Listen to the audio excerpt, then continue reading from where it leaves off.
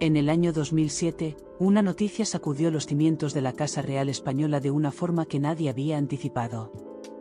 La infanta Elena de Borbón y Grecia, primogénita de los reyes de España, anunciaba su separación matrimonial. Era la primera vez en la historia reciente de la monarquía española que algo así sucedía, y el país entero se quedó sin palabras.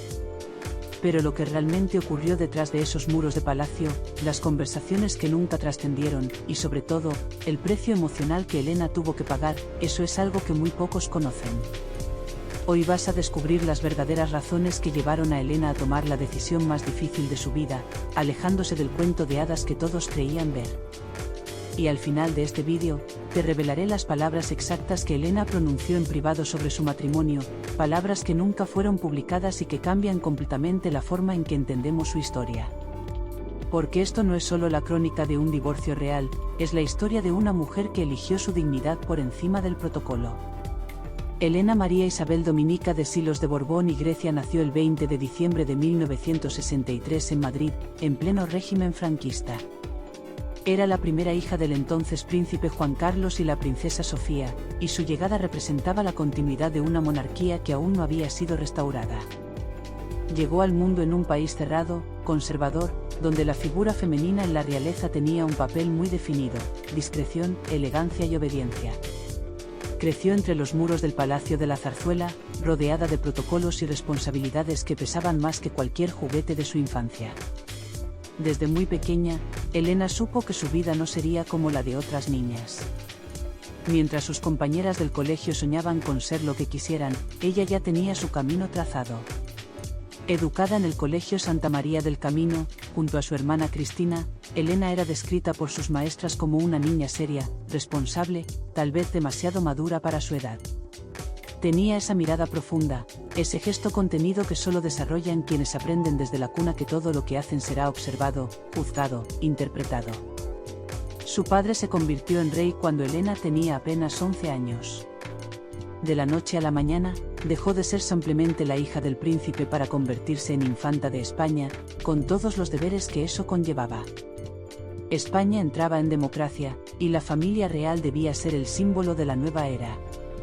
Elena aprendió a sonreír en el momento exacto, a saludar con la distancia precisa, a hablar solo lo necesario. Pero dentro de ella, como en cualquier adolescente, habitaban sueños propios, deseos de una vida que pudiera elegir por sí misma. Le apasionaban los caballos desde niña. En las caballerizas de la zarzuela encontraba ese espacio de libertad que no existía en los salones del palacio. Allí, montando, sintiendo el viento en el rostro, Elena podía ser simplemente Elena. No la infanta, no la primogénita, no la representante de una institución milenaria. Solo una joven que amaba la velocidad, el riesgo controlado, la conexión con un animal noble. Estudió educación física en la Universidad Complutense de Madrid, una carrera que le permitía mantenerse cerca de su pasión por el deporte y los caballos. Era pragmática, decidida, con ese carácter fuerte que había heredado de su abuela, la reina Victoria Eugenia. Los años 80 transcurrieron entre obligaciones reales y pequeños espacios de normalidad. Elena viajaba, representaba a la corona, asistía a eventos, siempre con esa sonrisa educada que escondía perfectamente cualquier emoción real. La prensa la retrataba como la infanta seria, la trabajadora, menos mediática que su hermana Cristina, pero igualmente comprometida. Y mientras tanto, el mundo especulaba sobre su vida sentimental. Cada hombre que aparecía cerca de ella era sometido al escrutinio público. ¿Sería el elegido? ¿Tendría la alcurnia suficiente? ¿Aprobaría el rey? Pero el destino tenía otros planes para Elena.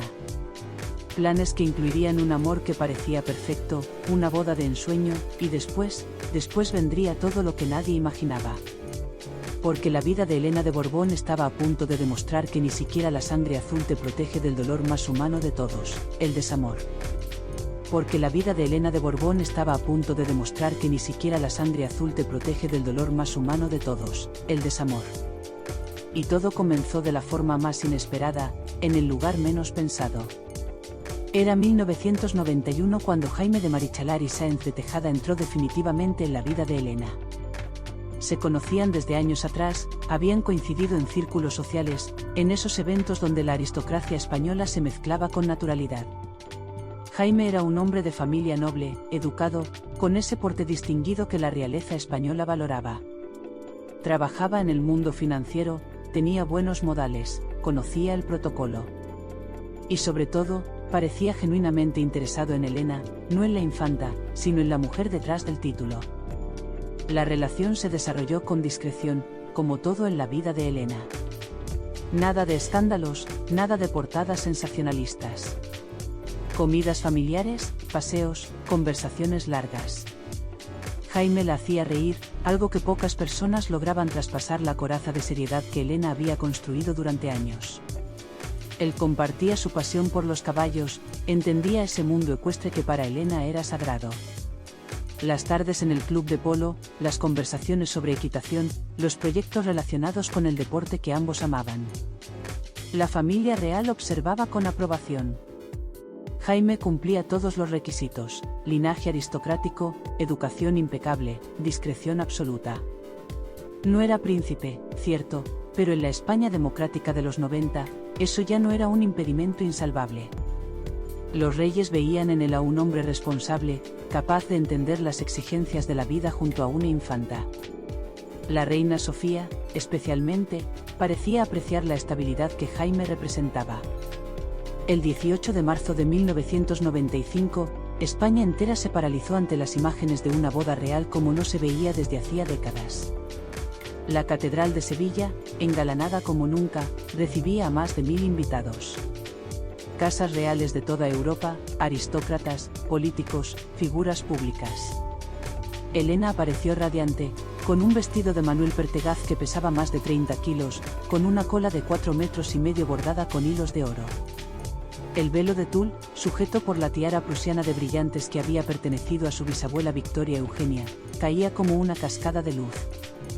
Jaime la esperaba en el altar, nervioso pero sonriente. Las cámaras captaban cada gesto, cada mirada. El "sí, quiero" de Elena resonó firme en la catedral, sin un atisbo de duda. España suspiraba romántica ante lo que parecía un cuento de hadas moderno. La infanta seria, la trabajadora, la responsable, había encontrado su final feliz. O al menos eso es lo que todos creíamos. Los primeros años de matrimonio transcurrieron con relativa normalidad dentro del mundo extraordinario de la realeza.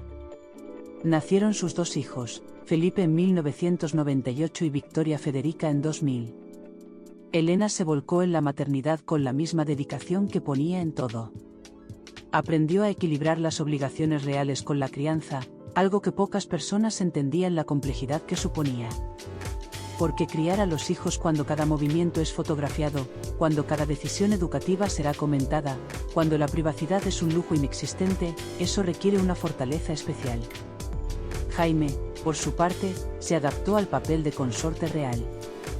Acompañaba a Elena en eventos, apoyaba causas benéficas, mantenía ese perfil discreto que se esperaba de él. Desde fuera, todo parecía funcionar. Las fotografías oficiales mostraban a una familia unida, sonriente, perfecta. Elena continuaba con su labor institucional, representando a la corona en viajes, inauguraciones, actos benéficos. Se había especializado en causas relacionadas con la discapacidad y la educación, trabajaba incansablemente, siempre con ese compromiso silencioso que la caracterizaba. Pero quienes conocían de cerca a la pareja comenzaban a notar fisuras. Pequeños detalles que la mayoría pasaba por alto. La forma en que Jaime y Elena ya no se miraban en los actos públicos. Cómo sus conversaciones se limitaban a lo estrictamente necesario. Las sonrisas que no alcanzaban los ojos. Esos silencios incómodos que se instalan cuando 2 personas comparten espacio pero ya no comparten vida. El mundo ecuestre, que había sido su punto de encuentro, se convirtió en terreno de distanciamiento. Jaime seguía involucrado en el polo, pero cada vez más enfocado en sus propios proyectos, sus propios círculos. Elena continuaba con su pasión por la equitación, pero ahora lo hacía sola, o acompañada de sus hijos, nunca con su esposo. Las agendas que antes coincidían naturalmente comenzaron a separarse. Él viajaba por negocios, ella por compromisos reales. Los encuentros se volvieron cada vez más esporádicos, más formales, más fríos. Recuerda que al final te revelaré las palabras exactas que Elena pronunció sobre su matrimonio en privado, palabras que nunca fueron publicadas, pero antes necesitas conocer cómo ese amor que parecía tan sólido comenzó a desmoronarse. Y entonces llegó el momento que cambiaría todo, cuando las apariencias ya no pudieron sostener lo que por dentro estaba completamente roto. Porque lo que nadie imaginaba era que detrás de esas sonrisas protocolarias, Elena de Borbón estaba viviendo el infierno más elegante que una mujer puede experimentar. Porque lo que nadie imaginaba era que detrás de esas sonrisas protocolarias, Elena de Borbón estaba viviendo el infierno más elegante que una mujer puede experimentar. Pero antes de llegar a ese punto de quiebre, hubo años en los que Elena representó perfectamente el ideal de la realeza moderna española. Los primeros años del nuevo milenio fueron testigos de una Elena en la plenitud de su rol institucional. Con 30 y tantos años, madre de 2 hijos pequeños, había logrado ese equilibrio casi imposible entre la tradición y la modernidad que España esperaba de su familia real. Cada acto público era una demostración de profesionalidad impecable. Llegaba siempre puntual, estudiaba cada expediente, conocía cada detalle de las organizaciones que visitaba. No improvisaba, no dejaba nada al azar. Su agenda era agotadora. Presidía la Cruz Roja Española, participaba activamente en proyectos de UNICEF, trabajaba con asociaciones de personas con discapacidad. Pero lo hacía de una manera que trascendía el mero protocolo.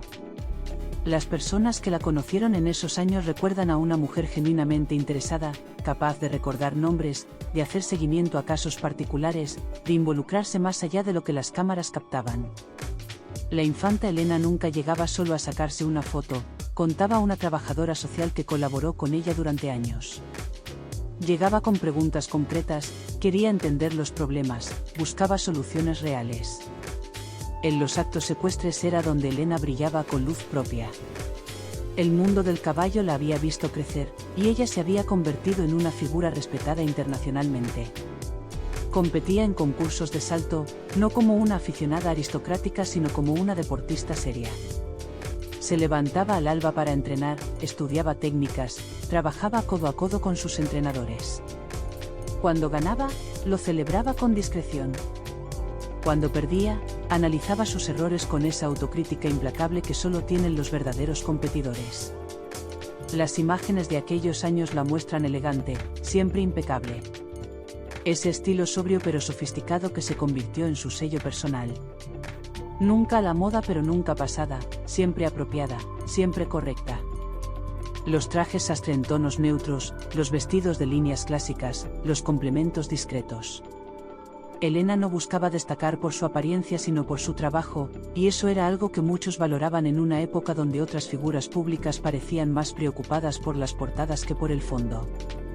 Sus hijos crecían alejados de los focos en la medida de lo posible. Elena era férrea en proteger su privacidad, limitaba las apariciones públicas de Felipe y Victoria Federica a lo estrictamente necesario. Quería que tuvieran una infancia lo más normal que las circunstancias permitieran. Los llevaba al colegio ella misma cuando podía, participaba en las reuniones escolares, intentaba estar presente en cada momento importante. Era una madre presente, exigente pero cariñosa, que intentaba transmitir a sus hijos los valores que a ella le habían inculcado: responsabilidad, discreción, trabajo. La imagen pública del matrimonio se mantenía intacta. Jaime y Elena aparecían juntos en eventos oficiales, sonrientes, coordinados. Las fotografías navideñas los mostraban como una familia perfecta. Los comunicados oficiales hablaban de armonía, de proyectos conjuntos, de un matrimonio sólido. Y España quería creer en esa imagen porque representaba estabilidad, porque en una monarquía que había enfrentado tantos desafíos, ver a la primogénita felizmente casada era reconfortante. Pero la realidad privada ya narraba una historia completamente diferente. En Palacio, quienes trabajaban cerca de la pareja notaban la frialdad. Los silencios en los pasillos, las habitaciones separadas, las conversaciones que nunca ocurrían. Elena se sumergía en el trabajo como una forma de escape. Mientras más complicada se volvía su vida matrimonial, más compromisos aceptaba, más viajes realizaba, más proyectos iniciaba. El trabajo se convirtió en su refugio, en el único espacio donde sentía que tenía control sobre su vida. Jaime, por su parte, parecía cada vez más distante del mundo real. Sus negocios lo mantenían ocupado, o al menos esa era la excusa oficial. Pero quienes los veían en privado percibían algo más profundo que la mera incompatibilidad de agendas. Era como si dos personas que habían compartido una vida comenzaran a habitar universos paralelos, coincidiendo solo en los momentos en que las cámaras los obligaban a encontrarse. Las diferencias de carácter, que al principio parecían complementarse, ahora chocaban constantemente. Elena, metódica, responsable, con ese sentido del deber casi obsesivo. Jaime, más relajado, más enfocado en sus propios intereses, menos dispuesto a sacrificar su individualidad en el altar del protocolo real. Dos formas de entender la vida que al principio convivieron pero que con los años se volvieron incompatibles. Los amigos cercanos de la pareja comenzaron a tomar partido, aunque siempre en silencio. Algunos permanecieron leales a Jaime, otros a Elena. Pero todos coincidían en algo: era cuestión de tiempo antes de que lo inevitable ocurriera. Y en los círculos más íntimos de la aristocracia española, se susurraba que el matrimonio de la infanta Elena era solo una fachada, una representación teatral que se sostenía únicamente por el peso del protocolo y la presión institucional. Elena continuaba sonriendo en público, pero quienes sabían leer más allá de las apariencias podían ver el cansancio en sus ojos.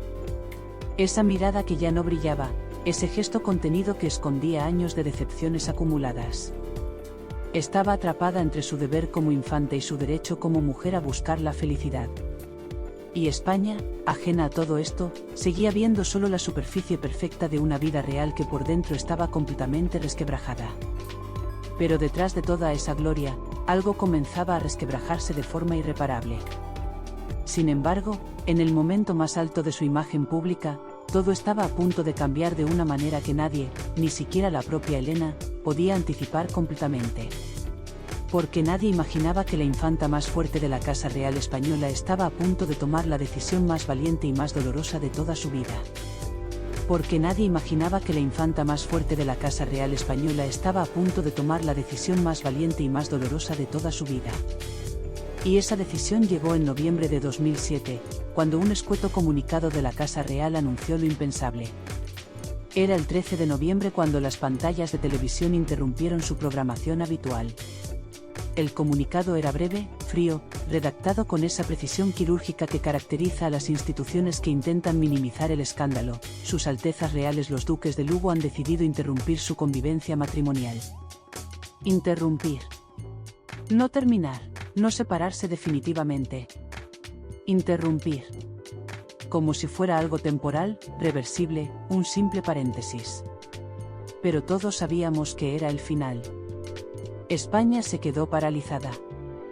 Era la primera vez en la historia reciente que un miembro directo de la familia real española se separaba. No había precedentes, no había protocolo para esto. La monarquía había sobrevivido a intentos de golpe de Estado, a escándalos políticos, a crisis institucionales. Pero esto era diferente. Esto era íntimo, humano, dolorosamente cercano. La primogénita de los reyes, la infanta seria y responsable, estaba rompiendo su matrimonio. Y el país entero se preguntaba, ¿qué había pasado realmente? Las semanas previas al anuncio habían sido un torbellino de especulaciones. Los rumores circulaban por Madrid con insistencia. Jaime había sido visto solo en eventos donde debería haber acompañado a Elena. Ella parecía cada vez más delgada, más cansada, con esa tristeza que ni el mejor maquillaje puede ocultar. Las fotografías de ese periodo la muestran con una sonrisa que no alcanza los ojos, con una postura corporal que grita dolor silencioso. El proceso de separación fue manejado con una discreción que solo la realeza puede mantener. No hubo declaraciones públicas más allá del comunicado oficial. No hubo entrevistas, no hubo explicaciones. Elena se refugió en el silencio, en ese código de conducta que había aprendido desde niña: nunca quejarse, nunca explicarse, nunca mostrar debilidad en público. Pero quienes estaban cerca de ella atestiguan que fueron los meses más oscuros de su vida. Las decisiones prácticas fueron devastadoras. La custodia compartida de Felipe y Victoria Federica, que entonces tenían 9 y 7 años. Explicarles a 2 niños por qué sus padres ya no vivirían juntos. Reorganizar toda una vida construida durante más de una década. Dividir espacios, recuerdos, rutinas. Elena se mudó con sus hijos a una residencia en Madrid, alejándose de los espacios que había compartido con Jaime. Cada caja que empacaba era un recordatorio de todo lo que había fracasado. La familia real cerró filas en torno a Elena, pero incluso ese apoyo tenía límites. Porque una separación real no es solo un asunto familiar, es un asunto de Estado. Había que manejar la imagen pública, controlar los daños institucionales, mantener la dignidad de la corona. Y Elena, en medio de su dolor personal, también tenía que pensar en cómo esto afectaba a la monarquía, a sus padres, a su hermano Felipe que un día sería rey.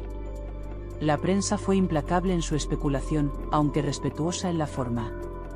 Se hablaba de incompatibilidad de caracteres, de diferencias irreconciliables, de vidas que habían tomado caminos divergentes. Algunos medios insinuaban problemas económicos, otros sugerían terceras personas. Pero la verdad era mucho más simple y mucho más triste: 2 personas que se habían amado habían dejado de hacerlo, o tal vez nunca se habían amado de la forma correcta. Los meses siguientes fueron de adaptación dolorosa. Elena tuvo que aprender a ser madre soltera, aunque con recursos que la mayoría no tiene. Aprendió a gestionar las visitas de sus hijos con su padre, a manejar cumpleaños divididos, vacaciones compartidas, navidades partidas. Cada logística familiar era un recordatorio de lo que había perdido. No la vida con Jaime necesariamente, sino el sueño de la familia completa, estable, unida. Su trabajo se convirtió más que nunca en su tabla de salvación. Elena se volcó en sus compromisos institucionales con una intensidad renovada. Cada acto público era una demostración de fuerza, un mensaje silencioso: estoy de pie, sigo adelante, no me han derrotado. Pero quienes trabajaban con ella notaban las ojeras que el maquillaje no lograba ocultar completamente, las manos que temblaban ligeramente cuando creía que nadie miraba, esa tristeza de fondo que habitaba en su mirada. El divorcio definitivo se formalizó en 2010, 3 años después de la separación. 3 años de procesos legales, de negociaciones sobre bienes y custodias, de firmas y documentos que certificaban el final oficial de un matrimonio que en realidad había terminado mucho antes. Jaime de Marichalar dejó de ser duque de Lugo. Elena recuperó su apellido completo, su identidad previa al matrimonio. Pero los títulos y los papeles eran solo formalidades. Lo verdaderamente difícil era reconstruir una vida desde las cenizas. Durante esos años, Elena aprendió lecciones durísimas. Aprendió que el amor no siempre es suficiente, que los cuentos de hadas no existen ni siquiera para las princesas reales. Aprendió que el deber y la felicidad personal a veces entran en conflicto, y que elegir la propia dignidad tiene un precio altísimo. Aprendió que la soledad acompañada es peor que la soledad elegida, y que a veces romper es el acto de valentía más grande. Y ahora nos acercamos a lo que te prometí revelarte al inicio de este vídeo. Pero antes necesitas entender esto: Elena nunca habló públicamente sobre los verdaderos motivos de su separación. Nunca concedió entrevistas lacrimógenas, nunca vendió su historia al mejor postor. Mantuvo ese silencio digno que es su sello personal. Pero en conversaciones privadas, con personas de absoluta confianza, sí dejó escapar algunas palabras que explican todo. Porque lo que vino después de ese divorcio, la forma en que Elena reconstruyó su vida y encontró un nuevo propósito, es la parte que pocos conocen y que merece ser contada. Pero la historia aún no termina, y lo mejor está por llegar. Pero la historia aún no termina, y lo mejor está por llegar. Porque Elena de Borbón demostró que la vida después del fracaso matrimonial no solo es posible, sino que puede ser significativa, digna, a su manera, incluso liberadora. Los años posteriores al divorcio mostraron a una Elena transformada. No en su esencia, que siempre fue fuerte y responsable, sino en su libertad para ser quien realmente era sin las cadenas de un matrimonio que no funcionaba. Se cortó el pelo, cambió sutilmente su estilo, comenzó a sonreír de una forma más genuina. Era como si se hubiera quitado un peso invisible que había cargado durante años. Seguía siendo seria, seguía siendo discreta, pero ahora había una ligereza en su forma de moverse por el mundo. Sus hijos se convirtieron en su prioridad absoluta. Felipe y Victoria Federica crecían entre dos hogares, pero Elena se aseguró de que siempre tuvieran estabilidad emocional. Fue a cada partido, a cada competición ecuestre, a cada acto escolar. Aprendió a ser madre y padre cuando era necesario, a darles espacio para que mantuvieran su relación con Jaime sin interferencias, a no hablar mal de su exesposo frente a ellos. Esa elegancia en la separación es algo que sus allegados destacan como uno de sus mayores logros. La relación con Jaime de Marichalar se mantuvo cordial pero distante. Se veían en eventos familiares importantes, en graduaciones de sus hijos, en momentos que requerían que ambos estuvieran presentes. Las fotografías los muestran educados, respetuosos, pero sin ese tipo de cercanía que algunas exparejas logran desarrollar. Eran padres de 2 hijos en común, y eso era suficiente razón para mantener la civilidad, pero no iban más allá. Elena encontró en el mundo ecuestre no solo una pasión sino una comunidad.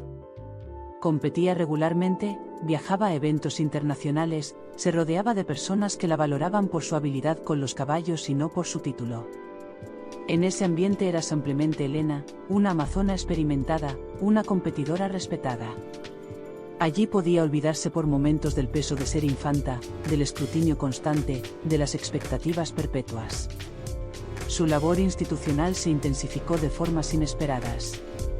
Se involucró más profundamente con causas relacionadas con la educación especial, con proyectos de inclusión, con organizaciones que trabajaban con familias en riesgo.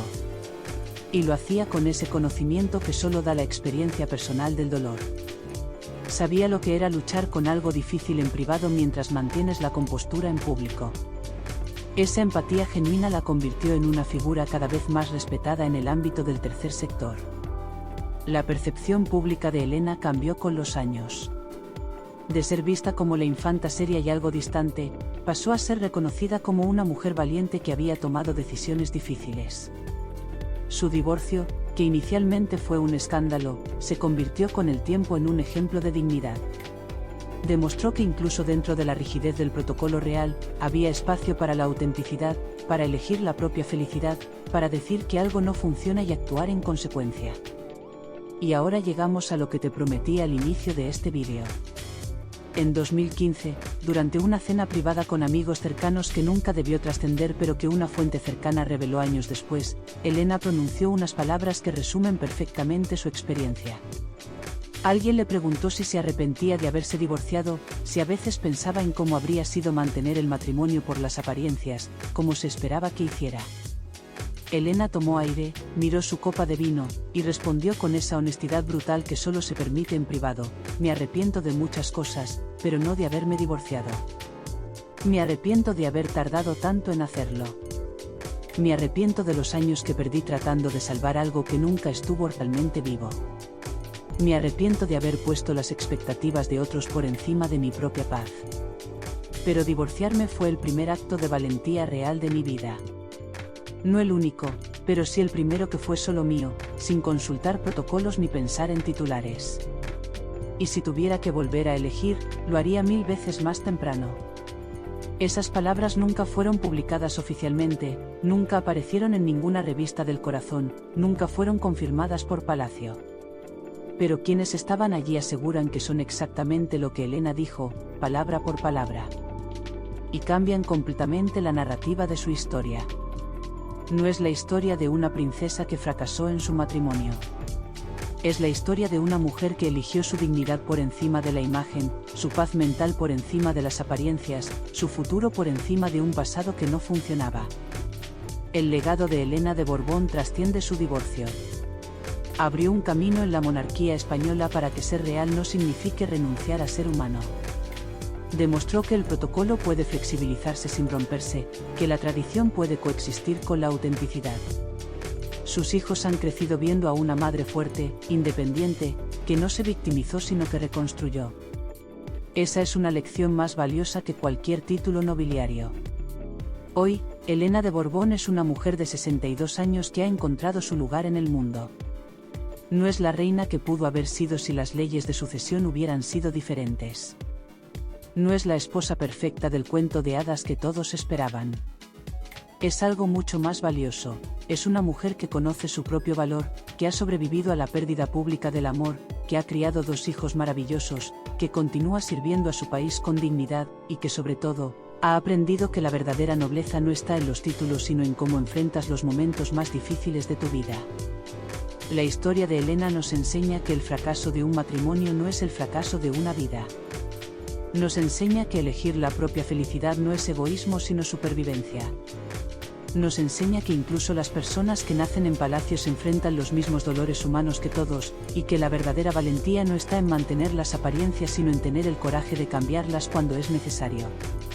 Si esta historia te ha conmovido, si te ha hecho ver a Elena de Borbón con otros ojos, compártela para que más personas conozcan la verdadera dimensión de su historia. No la versión de las revistas, no los titulares sensacionalistas, sino la historia real de una mujer que eligió su dignidad cuando todos esperaban que eligiera la tradición. Déjame en los comentarios qué otra historia de la realeza española te gustaría que contara con esta profundidad. Porque detrás de cada título hay una persona, y detrás de cada persona hay una historia que merece ser contada con respeto y con verdad.